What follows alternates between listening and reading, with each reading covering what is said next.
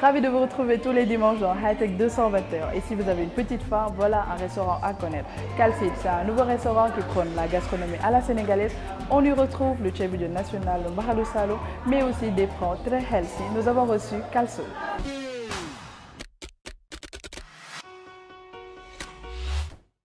Donc Calcite, c'est un restaurant qui a commencé en étant un bar à smoothie. Donc un smoothie, c'est un mélange de fruits, légumes mixés sans rajout artificiel. Le but de la création de Calcite, c'était de permettre aux Sénégalais de manger de manière plus saine, de manière plus healthy. Donc voilà, mais pour plus répondre au marché sénégalais, on a diversifié vers les plats du jour, le fast-food, la pizzeria ainsi que la débiterie. Donc, le competitive advantage de Cals, c'est le fait qu'on n'emploie que des jeunes. Nos employés les plus âgés à 30 ans et nos employés ont entre 18 et 30 ans. C'est quelque chose qu'on essaie de vraiment mettre en exergue pour pouvoir créer des emplois pour les jeunes, puisqu'on sait que c'est un problème ici au Sénégal.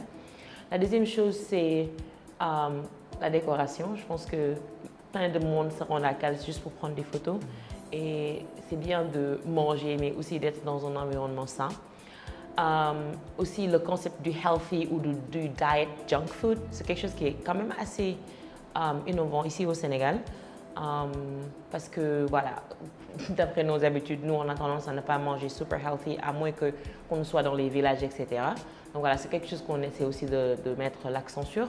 Je pense que la difficulté que l'on rencontre le plus souvent avec la digitalisation du restaurant, c'est qu'il faut toujours qu'il y ait une cohésion parfaite entre le staff digital et le staff sur place ou en personne, parce qu'il faut qu'il y ait une synergie parfaite entre les deux.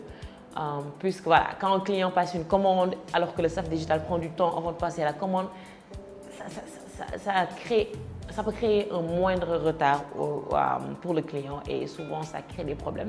Donc ça c'est vraiment compliqué. Il y a aussi le fait de devoir représenter le concept ou de digitaliser le concept de manière faithful, de manière juste.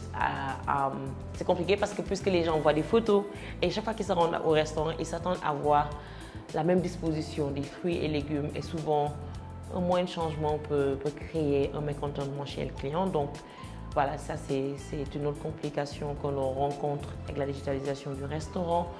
Passez nous voir parce que c'est super nerf. Je ne le dis pas parce que je bosse à Cals, pas du tout. Je pense que voilà, on a des reviews sur Google qui sont assez quand même. Je pense qu'on est à 4 étoiles en ce moment, donc ça fait plaisir. L'autre point, c'est qu'il fait beau à Cals.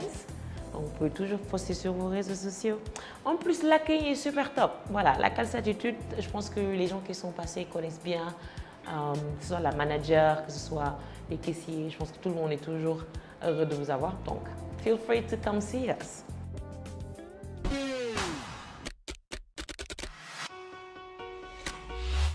On part aussi à la découverte de Cortance Nancy. C'est une nouvelle marque sénégalaise qui a été créée par une jeune qui s'appelle Seynabou. Elle design elle-même ses sacs, mais aussi ses vêtements.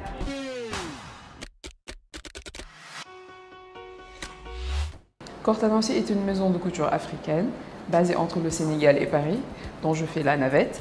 Et c'est également synonyme de résilience car c'est une éloge familiale qui me vient du côté de ma mère. Alors j'ai décidé de lancer ma maison de couture après une très longue réflexion. Et également, j'ai toujours eu cette passion depuis toute petite. Dès à l'âge de 7 ans, quand ma mère m'a raconté l'histoire de mon arrière-grand-mère qui était couturière, ça m'a automatiquement inspirée et je savais que tôt ou tard j'allais rentrer dans le milieu de la mode. Je compte utiliser le digital pour la communication de la maison de couture, en créant des contenus, un site internet pour permettre d'avoir un accès plus facile pour l'achat et également les nouveaux produits. Et par ailleurs, le 12, nous organisons un événement. Donc, ce sera notre premier événement pour lancer notre première collection. Et donc, ce sera sur Dakar, à Yoff, près de l'ancien aéroport. Et comme j'ai toujours l'habitude de dire, dans l'ère dans laquelle nous sommes, le digital s'associe très bien avec la mode.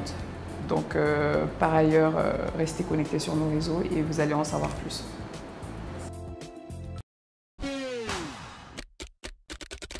Parfois, on rentre sur notre fil d'actualité et on tombe net sur une mauvaise nouvelle. Ça peut être le décès d'un proche, d'une célébrité, mais même de gens qu'on ne connaît pas. Pourtant, toutes ces informations nous affectent mentalement, émotionnellement. Les mauvaises nouvelles et les réseaux sociaux, c'est notre thématique de la semaine.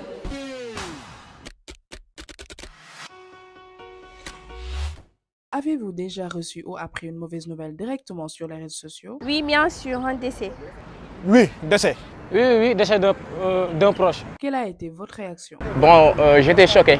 Ça a été très dur parce que c'était ma grand-mère. Bon, triste hein, comme toute mauvaise nouvelle. J'étais surpris, je ne m'attendais pas à cela et j'étais un peu bouleversée. Genre choquée et comme toute mauvaise nouvelle en fait. La réaction n'était pas bonne parce que si on vous annonce une mauvaise nouvelle sur les réseaux sociaux subitement comme ça, c'est un peu dur là. De bonnes ou de mauvaises nouvelles, on en reçoit souvent. Ce qui change sur les réseaux sociaux, c'est que c'est fait de manière brute, ce qui peut être très choquant pour les utilisateurs. Les réseaux ont même développé une expression RIP qui permet aux internautes de passer leurs condoléances. Est-ce que vous pensez que c'est une bonne méthode d'annoncer une mauvaise nouvelle sur les réseaux sociaux? Non, je pense pas, mais puisque quand on est loin, quand on n'est pas avec la famille et tout, je pense que c'est le seul moyen de recevoir des nouvelles. C'est bon pour certaines personnes parce qu'il y a des personnes qui sont loin. Il faut les annoncer, leur décès de leurs proches. Bon, en fait, cela dépend des nouvelles. Bon, on peut réveiller et de ne pas savoir qu'est-ce qu'on nous dit. Donc je pense que c'est normal aussi. Ce n'est pas une bonne méthode d'annoncer une mauvaise nouvelle sur les réseaux sociaux. Selon moi, il ne faut pas faire ça parce qu'il y a des gens de ça, ils ont des gens qui ont le cardiaque. Bon, ça dépend. Ça dépend d'une nouvelle. Bon, ça dépend.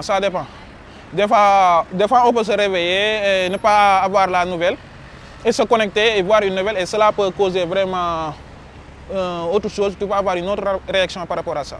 Les réseaux sociaux sont un canal de communication en ce moment le plus utilisé pour faire passer des informations, même si ça peut être très choquante ou brute. Comment être moins affecté par les mauvaises nouvelles sur les réseaux?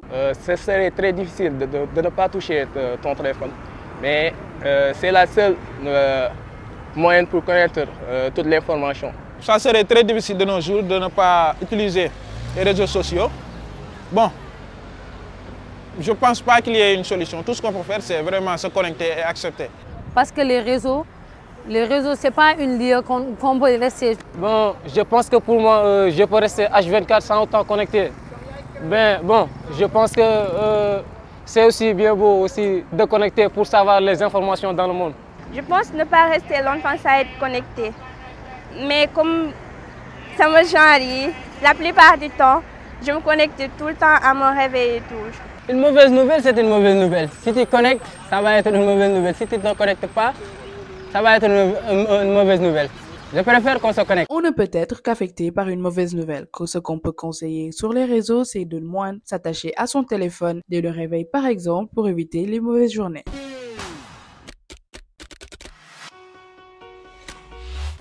Donne-moi la télécommande, j'ai dit. Ne me déconcentre pas, tais-toi.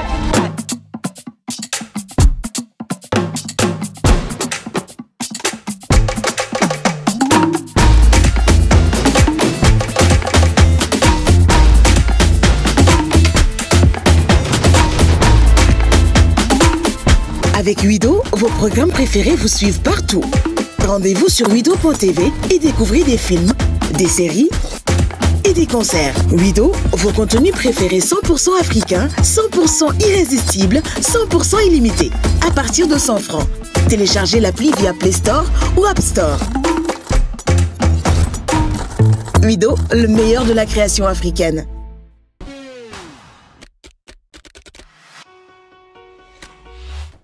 Une entreprise a besoin d'outils numériques, mais aussi de solutions digitales. Aujourd'hui, on va en parler. Et je reçois une personne dont le nom rime avec notre émission. Medtech, bonjour. Bonjour. Je vais te laisser te présenter à nos chers téléspectateurs. D'accord. Je m'appelle Mohamed Cham, je suis développeur de formation et je travaille aujourd'hui dans une entreprise qui s'appelle Medtech Consulting, que j'ai moi-même créée, qui fait ses activités à Dakar, mais qui a des clients un peu partout dans le monde. D'accord. Et aujourd'hui, quand on parle de solutions numériques, il y a les plateformes intranet, il y a des outils aussi de gestion numérique. Mais selon toi, c'est quoi les outils basiques dont une entreprise a besoin? C'est tout d'abord les outils internes, les outils qui permettent aux gens qui travaillent à l'intérieur de l'entreprise de mener à bien leurs activités. C'est ensuite les outils à l'externe, c'est-à-dire tout ce qui permet à l'entreprise de communiquer. Voilà, de communiquer. Il y a des supports qui sont très importants aujourd'hui, comme le site web, les différents réseaux sociaux, même si on n'intervient pas réellement dans cette partie-là, mais le site web, c'est carrément le truc, c'est la vitrine, quoi. D'accord. Et tu parlais de site web. Aujourd'hui, on voit beaucoup d'entreprises au Sénégal qui ont des sites, qui ont déjà ce réflexe-là, mais d'autres qui vont plus loin jusqu'à avoir une application pour leur business. Selon toi, en fait, c'est quoi les critères de choix en tant qu'entreprise de se dire, OK, j'ai un site, maintenant je vais avoir une appli aussi? Ok, il faut savoir que la différence entre un site et une application, c'est qu'un site web est d'abord à titre informatif. C'est pour ça qu'on parle de site web et d'application web. Ensuite, on a les applications mobiles. Les applications mobiles, c'est souvent fait pour des tâches récurrentes. Quand on sait que l'utilisateur va souvent faire une certaine tâche, c'est là qu'on va penser à faire une application mobile pour pousser l'utilisateur à avoir ce réflexe-là. Donc quand il faut faire certaines actions que l'entreprise propose, que ce soit à la portée de l'utilisateur, parce qu'une application est plus facile à ouvrir qu'un site web. Oui, ça c'est vrai. On va un peu parler de Medtech, parce que nous on retient Medtech, on ne connaît pas Mohamed. Est-ce que tu peux juste nous parler un peu de l'entreprise? Ok, donc Medtech Consulting est une entreprise qui travaille dans le secteur de l'informatique de façon générale. Donc à la base, c'était de la consultance IT. Donc c'était tout ce qui concerne les conseils IT 360 pour les entreprises. Donc à chaque fois qu'une entreprise veut mettre en place des solutions, que ce soit web ou mobile ou quoi que ce soit, on se positionnait comme conseiller. Donc l'entreprise avait son prestataire et nous, on gérait le projet. On s'assurait que le prestataire menait à bien le projet, comprenait très bien les prérequis, etc. Mais aujourd'hui, on va encore plus loin avec du développement. On fait du développement de sites web, d'apps web, d'applications mobiles. Et on a des clients aujourd'hui qui se trouvent... notre principal client se trouve aux États-Unis. Wow. C'est bien ça. Voilà, merci. Sinon, on a des clients aussi au Sénégal, en France, en Côte d'Ivoire, au Bénin aussi. D'accord. Et aujourd'hui, vous êtes en tout cas, on va dire, au milieu entre la prestation et aussi l'entreprise. Est-ce que c'est facile? Et selon toi, en fait, parce qu'on connaît ici le mindset des entrepreneurs, le mindset des entreprises, est-ce que c'est facile de dire à l'entreprise, aujourd'hui, vous avez besoin d'un consulting? Non, c'est pas facile. C'est pas facile. Alors, pour la petite histoire, au début, on s'y est pris un peu mal parce qu'on voulait nous-mêmes aller vers les entreprises pour leur parler, pour leur dire qu'ils avaient besoin d'un conseiller. Il s'est avéré que ce n'était pas la bonne méthode parce qu'on s'est rendu compte que les gens ont le réflexe d'aller voir un conseiller une fois qu'ils ont eu un problème avec un prestataire. Donc, voir une entreprise qui fait ses activités et pour qui tout se passe bien et lui dire il faut éviter que telle chose arrive, les gens n'ont pas forcément ce réflexe-là de faire ça à l'avance. Mais ce qui marchait bien, c'était une entreprise qui avait énormément de problèmes avec un prestataire et qu'on vienne... Là, il y a le besoin déjà. C'est ça. Là, il y avait déjà le besoin. Et niveau target aussi, les petites entreprises n'ont pas forcément le budget pour avoir un conseiller. Oui, donc, parce que le conseil, ça coûte cher. Et du coup, on a changé de cible tout simplement. Donc on a commencé à cibler des entreprises beaucoup plus grandes qui ont un budget beaucoup plus important. Donc sur leurs projets, on les aide, on les accompagne, on les conseille, on gère aussi le projet tout au long du projet et à la fin du projet, on fait de l'audit et de l'assurance qualité pour être sûr que ce que le prestataire a livré correspondait réellement avec les besoins de l'entreprise. Donc du point de vue de l'entreprise, on a un conseiller qui vient sur place, à qui on donne toutes les informations. C'est pas facile là. Voilà, c'est pas facile. Donc du point de vue de l'entreprise, c'est ça. On donne toutes les informations au conseiller. Et au final, on se retrouve avec un truc prêt, top, déjà testés, qui fonctionnent déjà, qui respectent déjà les process de l'entreprise, etc. Donc c'est ça la valeur ajoutée. Présenter comme ça, franchement, ça donne envie et ça facilite aussi, on va dire, la gestion de l'entreprise au quotidien. En tout cas, merci d'être passé à nous voir à Hightech. Et j'aime bien en fait te recevoir parce que déjà tu es le plus jeune qu'on a reçu depuis que j'ai commencé. On vient de fêter juste les 1 an de Hightech, mais on est très heureux et tu reviens quand tu veux, comme tu t'appelles MedTech. Bientôt on va trouver une rubrique. Je pense que ça c'est mieux. Merci. Je te laisse juste dire un dernier mot à nos chers téléspectateurs.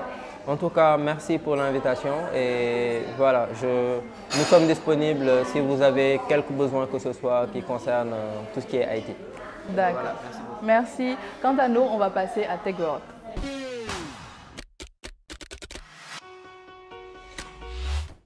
Gardez un œil sur la santé de la batterie de votre MacBook en consultant le nombre de cycles de charge qu'elle a enduré. Accédez à la fenêtre à propos de ce Mac, cliquez sur le menu Pomme, puis dans la fenêtre qui s'affiche, cliquez sur Rapport Système. Vous pouvez également maintenir enfoncé la touche Option Alt, cliquez sur le menu Pomme, puis cliquez sur leurs informations système. Dans la fenêtre Informations système qui s'ouvre, dans la colonne gauche, repérez la ligne Alimentation affichée sous Matériel, puis cliquez dessus pour la sélectionner. Dans le volet principal de la fenêtre, une ligne comptage de cycles est affichée dans la section Information de la batterie. Il indique le nombre de cycles de charge de votre machine.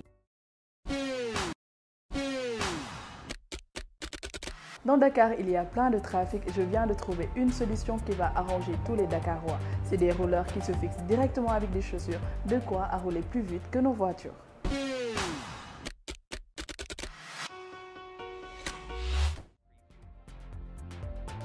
Situé à mi-chemin entre le roller et le skate électrique, il prend la forme d'une paire de rollers en ligne auquel on aurait ajouté un moteur à une néance près. Plutôt que de faire tourner les 3 roues en ligne, le moteur est installé dans une roue supplémentaire plus large qui entraîne l'ensemble. Pleasewell vient donc sur la forme d'une paire de roues. L'ensemble est pliable pour plus de compacité une fois rangé.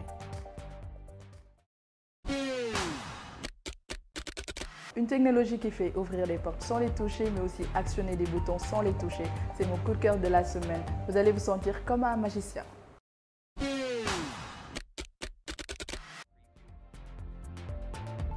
La technologie Kinetic Touchless réagit au mouvement à distance tout en évitant de toucher physiquement au bouton. Vous approchez votre doigt et le bouton s'enfonce sans même le toucher. Il peut également réagir à une interaction de type glissé. Le bouton réagira de la même façon que si une personne l'avait actionné physiquement sans même le contact. L'intérêt est évidemment d'éviter la propagation du virus sur les boutons d'ascenseur ou autres dans les lieux publics.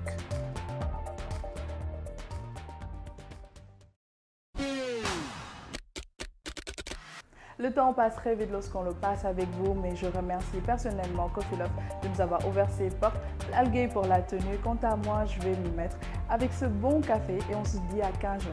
Bye!